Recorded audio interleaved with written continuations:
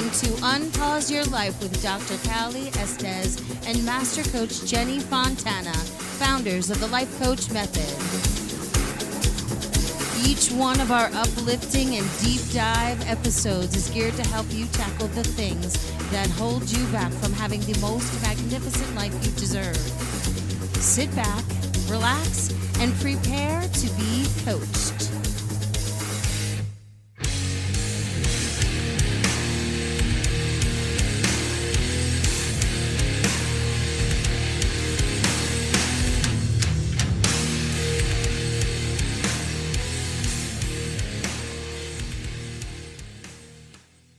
With Dr. Cali Estes and my co-host, my baby sister, Jenny Fontana.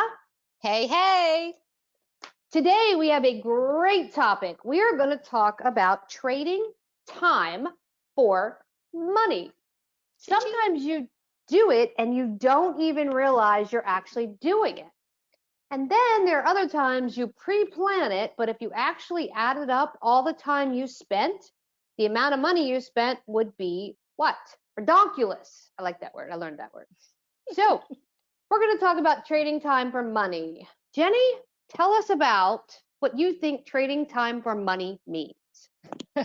So I got a couple good thoughts on that. That would be my mom brain going, let's make those homemade Halloween costumes because we're not going to spend the $60 on the Amazon version of it. And then you realize that you just put $150 worth of items together from the craft store to make a Pinterest beautiful costume that then took you 3 weeks to do when you could have had it done in 2 minutes. I remember when you made the DIY candles for Christmas for everybody, and I added up how much you spent at Michael's to make the candle.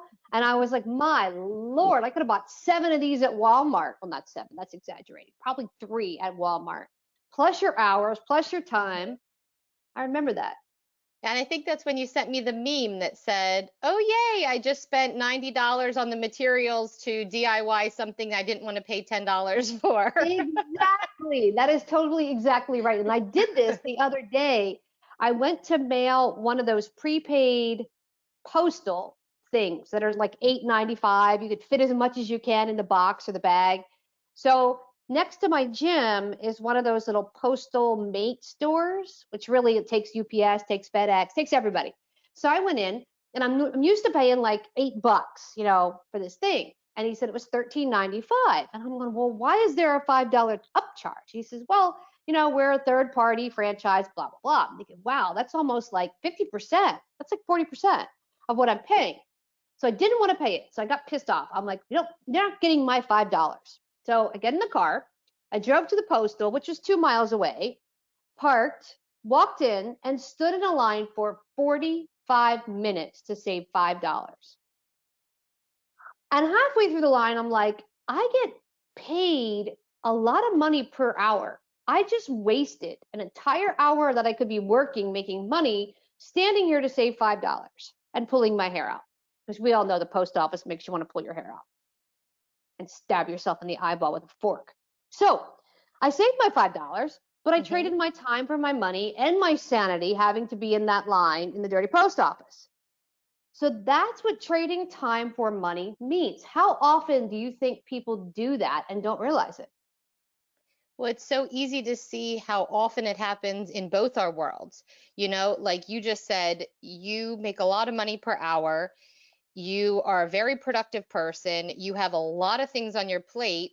And that 45 minutes could have been spent making thousands of dollars potentially at one point. And then from the mom perspective, I'm thinking right off the bat, like daycare. Okay. So some daycares let you have a tuition cut, come in and volunteer work at the daycare a couple hours a week so that you can spend less per year. Because we all know daycare is really expensive. And some people are working just to pay for daycare. So when you hear a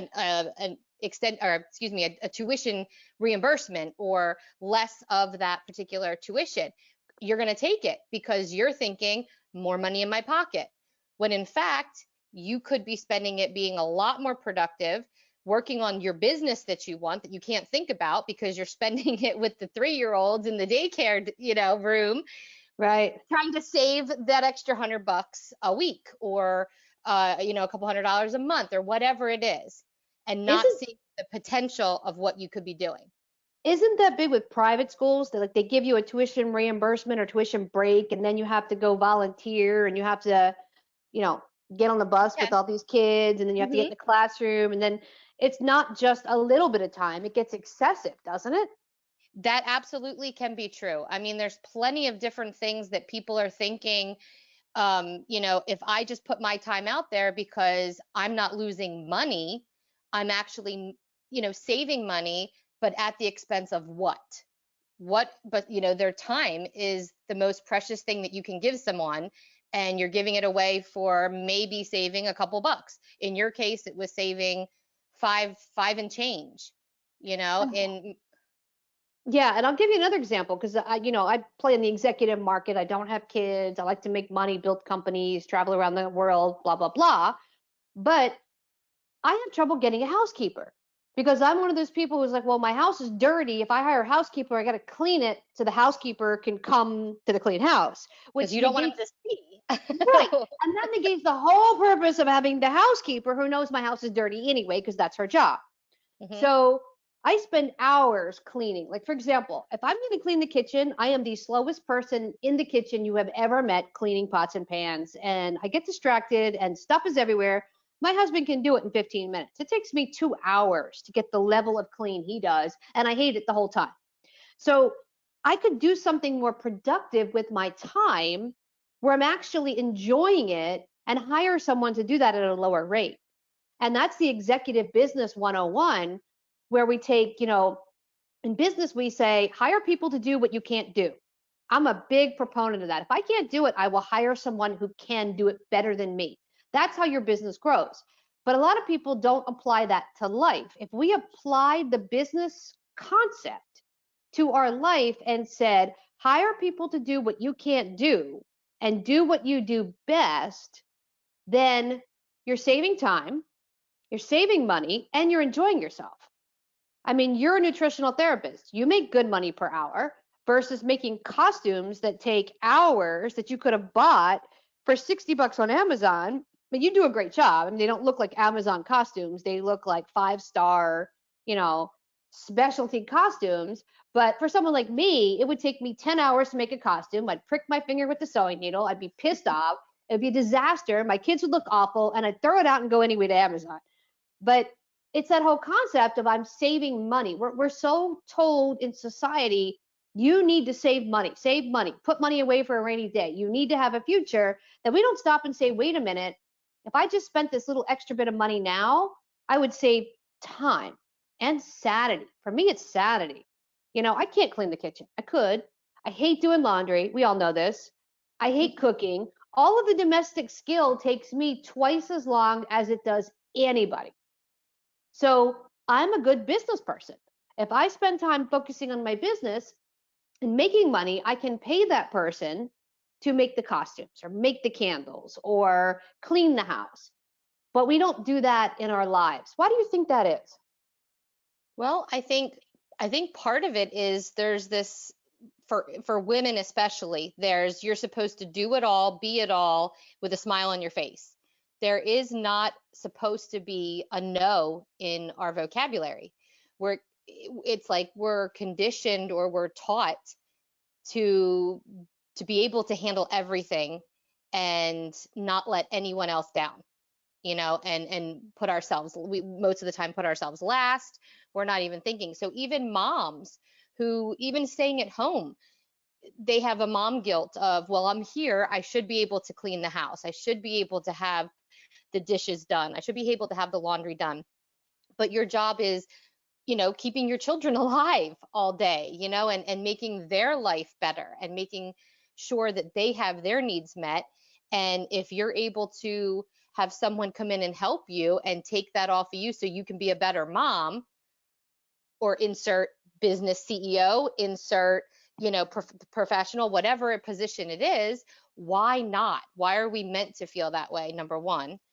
But um, Well, that's the overwhelm concept. Like as a woman, we're supposed to, and I don't have kids by choice because I didn't want to deal with rugrats, but as a mom, you're supposed to be the best mom there is. That means home cooked meals. That means dinner every night at 5 o'clock. That means helping with homework, chauffeuring here, chauffeuring there, going to every game, blah, blah, blah.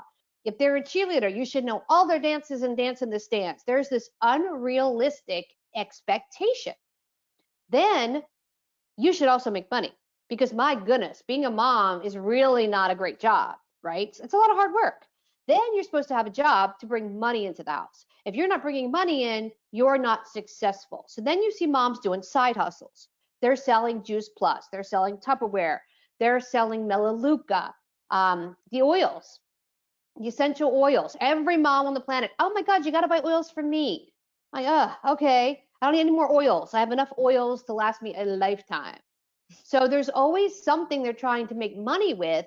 But, the MLMs you can make a decent amount with, but never enough. It's never enough. It's a couple $100,000, $100, a couple $100 a month here and a couple hundred there, which helps. It may pay a bill like the car payment or whatnot, but it's not a real business. So then it's like, oh, well, you don't really have a business. You're not really an entrepreneur. You're still not good enough. So not only are you not good enough mom, you're not good enough to be an entrepreneur. It's like every area of your life is never good enough. And then we all know this. If you're giving, like a big pie, if you cut that into 4 quadrants, and 25% is kids, and 25% is trying to have a social life because you still want to, go out and have fun and do stuff, and 25% is work, and 25% is self-care, what do? You get rid of the 25% of self-care and make that wheel a third, a third, a third to give more time to everybody else. Then your self-care goes down. You don't feel good. You get sick. You're not taking care of your hair. You're not keeping up with stuff. And then you're picking up your kids in your pajamas from 3 days ago because you haven't showered in 3 days. So all of that is happening and you're still going, I'm not good enough because the expectation is too high.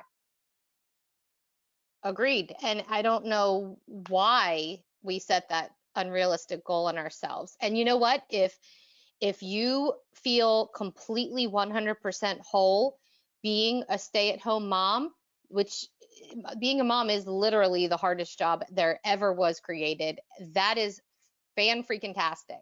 If you don't feel fulfilled, you shouldn't feel guilty about wanting to keep going with something else. And if it is that side hustle and that works, that's fantastic. If it's a full-on $1 million business, then you should feel like you can go for that. I remember when Ava was just a little squirt and I was working and I felt we needed to have every extra penny. So I would go to I would look at every sale paper that came in the Sunday newspaper, and I would go to 5 different grocery stores that were within 15 miles of my house, dragging my little tot with me so that I could clip this coupon for $0.25 off here and this coupon for 50 cents here, and then come home and be able to tell my husband, look how much money I saved. I did great. You're the breadwinner, but I'm contributing because I am saving all this money in groceries. And it was wonderful. It felt great. But when you start thinking about all the time that I wasted, I could have probably had another part-time job had I went to one grocery store, maybe spent an extra $10 more, but then went back and sat down at my computer and busted out something else that I wanted to do or that would have brought in an actual income. Yeah, and that comes a lot with people that have terminal paychecks. People that know every Friday or every other Friday, I am going to get X amount of money. So I only get this amount of money. So entrepreneurs think differently. But the average person that goes to work, gets a paycheck, knows I only have X amount of money and I have X amount of bills. So we have static bills, right? You have the mortgage or the rent, you have the car payment, you have the car insurance. If you own a house, you have, where I am, flood insurance, ridiculous amount of flood insurance. You have the insurance on the house. You have all these things, right? So every month, this amount of bills will never change. Your phone, that's another ridiculous one. Your internet, You could downgrade your internet and go, okay, well, I'm just going to buy Netflix, but you still have to pay Netflix $10 or $16 or $20, depending on your plan. So you always have a bill and you add them up. You know, no matter what I do, these aren't going to change. So then you try to get creative. What can I play with to drop our bills? Because it becomes a less than mentality. If I spend less, I can save more. And I'm, as a business person, I'm going, what are you saving for? Well, you're saving $20 to do what? Right? Where's it going? So you look at these Gen Z kids that go, I'm a millionaire. I'm 25 and I made so much money. And I go, yeah, but you live in your mom's basement. That's your claim to fame. You live at home, so you have no bills. That's why you have $1 million. If you had to pay for your apartment and your car and your food and your cell phone and your Xfinity and all your other stuff like the rest of us, and God forbid you have a student loan, you would not have any money. Your ass be broke. So we have this idea, you know, that you cannot make more money than you earn. That's why people like me, you know, entrepreneurs are 2 to 3% of the population. I don't think like that. I've never thought like that. In fact, I got one of those little Social Security things in the mail. It tells you how much you've paid in. And my husband goes, oh, we're going to be retiring. How much are you going to make? And I'm like, he goes, wait a minute. I don't like that laugh. I said, honey, I've worked 3 full years in my adult life for someone else. I don't play in the sandbox. I cannot physically go to a job and watch the owner of the company pull up in a Bugatti with a high school education and tell me that I need him. I don't have that personality. I have 2 words for that. I quit. Now, y'all thought I was going to say F you, didn't you? It's I quit. I have said that to an employer. I just can't do it because my mind goes, if you put a limit on me, I want to break the limit. What can I do different? How can I my side hustle becomes my hustle. So, you know, the listeners kind of know, and if you're new to my podcast and Jenny's podcast, I have started every company with $300 or less in my bank account, a student loan, a rent payment, and a car payment. I don't have the personality to be told you can't afford that. I've been broke, I've been homeless twice, and I lived in a house with no running water and no heat in the middle of winter in Philadelphia. Thanks to our mother, but that's a whole nother podcast. We'll talk about that on family supporting family coming up. But I pulled myself out of those situations. And for me, it's about what can I do?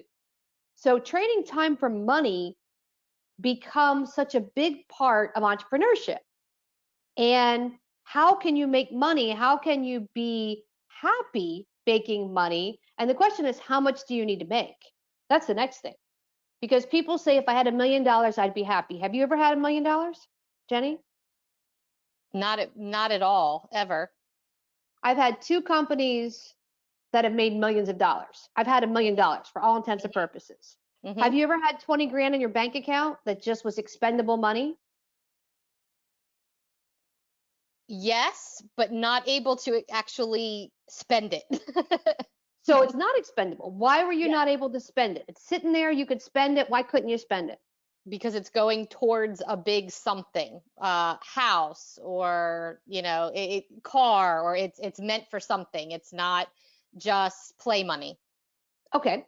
So that becomes a limit, right?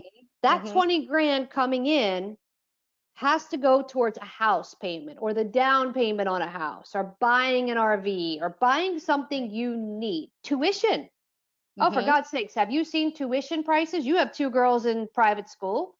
Yep. We're going to have 2 girls in college. Now, thanks to your older sister who went to Penn State, both of them get half off if they want to go. But chances are neither one of them will want to go to Penn State. So they're going to come to you. I have one that wants to go out to California, so they may be able to go visit Aunt C when you're out there again. There we go. But that's another expense. So 20 grand when you have kids is nothing, right? You have school clothes, you have backpacks, they're going to both drive. They're going to want to get married. If you want to financially help your kids in any way, shape, or form, expendable money, if you have a terminal paycheck, just doesn't exist. You have to be an entrepreneur. You have to be somebody going, how do I get to the next level? And not everybody's cut out for that. So when we talk about trading time for money, the first thing I tell everybody is you have to be happy. Sure, it's easier to cry in a BMW than on a bicycle. Sure, I've done it. Cried in a bicycle, I've cried in a BMW. But you have to be happy along the way. You cannot kill yourself and be burnt out to trade time for money. So, what are some takeaways we can give our listeners? What are some things they can do to not trade time for money? Right off the cuff of my head, here's one. If you can buy it cheaper than you can make it, buy it. You don't need to make the handmade candle if it's going to cost you $25 when you can buy the candle at Walmart for $5. Nobody cares in the long run. That's just the reality of it. No one really cares that you took 20 hours to make this handmade candle. It's going to burn the same as the cheapo one from Walmart. Well, preferably you go to Target, not Walmart, because Walmart just a mess. But if you build that into a business, then you can turn that little bit of time traded for money into an actual business and create continuing income. Correct. That's absolutely an option. Instead of spending all those hours shopping for the DIY items, making the DIY items, et cetera, it's just not appreciated anymore. It used to be. Back in the 50s, if you baked someone a birthday cake, even though it was lopsided and runny, it was more appreciated than the store-bought cake. We're not in that era anymore. We're in an era of get things done, time management, et cetera, et cetera. So that's the first thing. The second thing is when you're making big purchases, look at return on investment. I didn't buy a house until I was 46 for a reason. Number one, down payment's 20%. I wasn't interested in a house for me to live in. I was interested in a house where I could bring a return on investment. I wanted a property that had a mother-in-law suite that I could Airbnb or have my clients come stay. So I'm on the beach. I have a house on the beach with a saltwater pool, a saltwater hot tub, huge side lot of grounds for them to run, completely secluded. And I have a mother-in-law suite, which is a 1-bedroom detached apartment, almost 900 square feet. I can Airbnb it. I can get an income every month for 1 week to offset the taxes or the rent. You have to think like that. Instead of going, well, I want this big house for me to live in, that's one of the worst things you can do because that money is now allocated for mortgage and it's not a return on your investment. People don't think like business people. They think about, I want the lower hanging fruit because it's easier, but it's not going to give you money back. That's trading time for money. Now I have someone coming into my Airbnb next week and I'm going to make $2,000 for doing what? Putting on a bed sheet, putting on some pillows, putting some fresh flowers on the table, spraying some room freshener, and putting out some fresh towels. They come, they leave, I wash everything, I got $2,000. That's not trading time for money, right? I could put that $2,000 right towards the mortgage. Bam, done. So that's the second thing. Take a look at your purchases. Buy things that make sense, not things that don't. What you got on that side over there? Going back to, being able to delegate, even if you don't have extra funds to put to a housekeeper or a personal chef or something like that. You know what? Even if you did a meal exchange with 5 friends where everybody takes one night off and everybody cooks for somebody else that night, or something like that, and you trade food so you're getting one night off, that's still going to benefit your time that you're spending in the kitchen that you could be putting towards that dream, that passion of something you want to do that's fulfilling for you, that could turn into a legacy for your loved ones. That's a great idea because a lot of people they think of longevity, but they think of it in wrong terms. So for me, I wanted to get a degree, and we'll talk further about our parents and how our parents should never have had kids. They didn't have any money. They didn't pay for us for anything. I had to figure out how to get all of my degrees on my own. And I actually got my master's degree at Westchester University in Pennsylvania for free. I went and auditioned for an assistantship. And out of 10 people, I got chosen and got a free degree. There are things you can do. I spent probably 20 hours applying for that and going and giving a speech on why I would be beneficial. That was not trading time for money. That degree was a $60,000 degree I got for free. So that's a big way to think about it.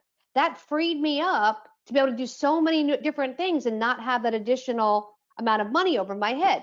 So you have to think outside the box. So thinking outside the box can be something like that. It can be a meal exchange, which is a great idea. So you're not cooking every night. Cookie exchange in the holiday. People do those all the time. You bake a couple dozen chocolate chips. Someone else bakes a couple dozen snickerdoodles. Someone else bakes a couple dozen peanut butters with the Hershey Kiss. And you get together and exchange the cookies, and it makes your life easy. Right. Those are things you have to think about as opposed to doing it all yourself. And the key takeaway of that is the time that you save from pulling your resources is spent towards what your goal is. It's not just, oh, now I'm going to binge on Netflix, unless that's your true goal and that's truly what you want to do. Hey, and now don't poke at me. Yeah, I know you're a Netflix junkie. But if you have a passion, if you have a desire to move forward in something, whatever it is, if it is building your own business, if it is creating something, even if that is an Etsy business. I mean, there is a whole platform for those awesome do-it-yourself creations that really come from the heart that people do like. Personally, I do like those kind of things. If that's what you want to build as your business, do that in the time that you're saving. Don't worry about clipping coupons so much, because the price of gas right now is going to be more than any coupon that you save driving around from grocery store to grocery store. No doubt on that. I saw a funny TikTok. The girl goes, honey, will you take me out somewhere expensive tonight? And he wasn't paying attention. He went, uh-huh. And she goes, no, really expensive. And he looked at her and he said, okay, go get dressed. And they get in the car and she's all excited. And she's like, where are we going to go? And he pulls up to the gas pump and she goes, we don't need gas. And he goes, nope, but you wanted to go somewhere expensive, really expensive. So here we are. And she looks at the camera and she goes, motherfucker. And she's like, I don't like you. And it's exactly right. He took her to the gas station. That is expensive. $8 a gallon in California. And I got a diesel. I got 2 diesels. So I bought diesel to go less than gas. And here I am. But I digress. Yes. So we have a lot of content coming. We can talk about side hustles all day long. That's coming up. We're going to talk about how to get clients. We're going to talk about how to be the Uber mom. We're going to talk about how to be the Uber entrepreneur, gigs from home that make $125 and up. Prioritizing your time management, organization, so that you can reach those goals. We're going to talk about imposter syndrome. We're going to talk about FOMO. We're going to talk about wanting to smother your husband because he breathes wrong. Oh, we have a whole new topic on that coming up. So stay listening. Check us out, unpauseyourlife.com for other episodes. We are on iTunes, iHeartRadio, Amazon, a bunch of other stuff. And if you're looking to get trained or additional training in a specific topic, check out the lifecoachmethod.com for some of our courses and ways to work on yourself in coaching me. Stay tuned, my friends. See you next time. Bye. Thank you for listening to Unpause Your Life with Dr. Cali Estes and Master Coach Jenny Fontana. Head over to www.thelifecoachmethod.com to learn more about coaching yourself and how to become a master coach.